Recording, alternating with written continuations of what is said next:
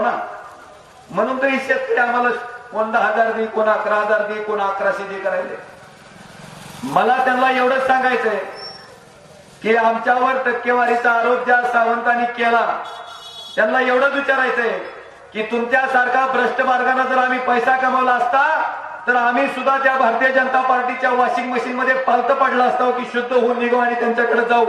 अरे इमानदार आहेत म्हणून तर खोटा राहून कुणाच्या बापाला न घाबरता इथं उभारलोय आणि तुम्ही बेईमान आहेत म्हणून तर शुद्ध व्हायला तिकडे पालत पडलो. आम्ही ही काही परिस्थितीनं तुमच्यापेक्षा थोडं गरीब असतो आम्ही, पण ह्याचा अर्थ जर तुम्ही असा काढत असाल तर मला सावंत साहेबांना विचारायचंय की अख्ख्या राज्यातल्या अँब्युलन्सच्या घोटाळ्यात शेण कोणी खाल्लं त्या शेण खाणाऱ्या माणसाचं नाव सुद्धा त्या ठिकाणी त्यांनी जाहीर करावं हे सुद्धा आव्हान माझं आजच्या सभेच्या माध्यमातून तानाजी सावंतांना आज